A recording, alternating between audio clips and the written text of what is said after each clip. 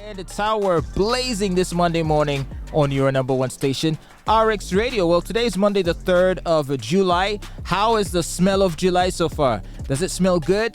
It marks the beginning of the second half of 2023, by the way. So in case you made mistakes in the first half of the year, like maybe borrowed money, more money than you should have, or maybe you dated the wrong person, or maybe you just got into fights, you fell out with workmates, or made any other kind of mistake.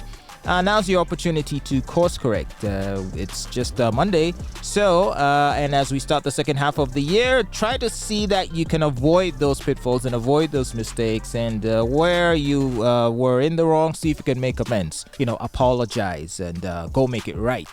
Make up with the people you had fights with so that you can proceed into the remaining second half of the year with a clear conscience and a circle of eager and loving friends who just don't wish you any ill will, which if you don't apologize to them for the mistakes you made in the first half, there'll be plenty of ill will. They might even curse you.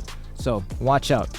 Otherwise, I'm glad you could join me today on this 3rd day of July. It's a very special day for Tom Cruise and Tom Cruise fans. It's Tom Cruise's birthday. Tom Cruise today turned 61 years old. Can you believe that? He is one of, if not the only remaining major action star who most people think he's the only guy that can sell a film just on his name. These days, for a film to sell or to be successful, it's got to be part of a franchise, right? You might be too young to remember this, but in the 90s, all you had to see was a poster of an actor, and you wouldn't even care what the film was called. You would go see it. You would go see the Schwarzenegger movie. You'd go see the Bruce Willis movie. You would go see the Sylvester Stallone movie. Now it's, hey, what franchise is it? Is it a Marvel franchise? Is it a DC franchise? Although I'm not sure that being a part of a DC franchise or even Marvel franchise these days even guarantees success. There seems to be fatigue for these franchise films, even Star Wars films and the recent, Indiana Jones. So perhaps I should slow walk that one. Maybe being a franchise or part of a franchise in and of itself is no guarantee anymore. A film has got to be good. And speaking of films being good, everyone and their mother and father and uncle and auntie and dog and cat are looking forward to Mission Impossible Dead Reckoning, coming to theaters on the 12th of July.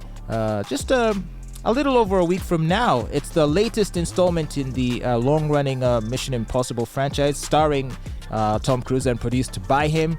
And you've seen the trailers, and he's engaged in very interesting and creative promotional stunts to draw attention to the upcoming film.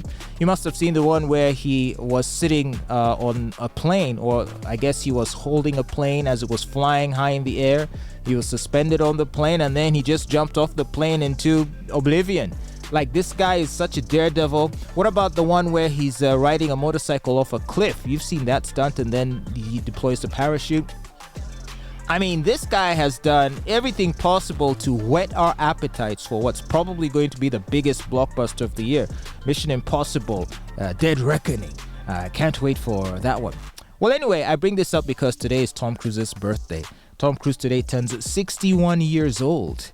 What does it say about the world where the only action hero people care to watch is a 61-year-old? How is it that Hollywood has failed to create a new generation of action stars? Because if you think of the kinds of heroes that are showing on the big screen these days, the superhero type guys, they're usually very unimposing, very lanky, very slim and unassuming. I mean, look at the Flash. He's a geek, a nerd. And then Tom Holland as Spider-Man, very physically not present. But with Tom Cruise, he just enters the room and he's just oozing action charisma. You just think something's about to explode, and I'm sure there's going to be plenty of that in the upcoming Mission Impossible film coming to theaters on the 12th of July 2023. And by the way, this is going to be part 1 of Dead Reckoning. So they divided the finale, because this is the finale, the Dead Reckoning. This will be the last of the films he will star in as Ethan Hunt. And so they divided it in 2 parts. Perhaps the story couldn't be concluded in one film, or maybe he thought he needed to make more money, so split the movie in 2. I hope this isn't going to be a trend because Fast 10 also did that, wherein I believe the final installment, the most recent one, has now been divided into 3 parts, of which we saw the first, which really was quite boring, if I have to be honest. But yeah, Tom Cruise, Mission Impossible Dead Reckoning Part 1, 12th of July. Can't wait. And what we all love about Tom Cruise films, he does his own stunts. His films don't have this silliness of wokeness or political messaging. I mean, there's diversity. There's the Ving Rhames, of course, who's been a part of the team since its inception, right back in the 90s. And then, of course, women have played a very active role in the film. And I think one of his sidekicks is someone called Rebecca Ferguson, or at least that's the actress's name, who I find to be quite alluring when she first appeared in the 5th installment. I kind of immediately got a crush on her. So can't wait to see her make an appearance in the next one. I liked Paula, what was her name? Paula Patton. She was in the 4th one, I believe. The one where they went to Dubai and they were hanging on the Burj Khalifa building. She was a part of that team. I wonder why they never brought her back. Is she now too expensive or what?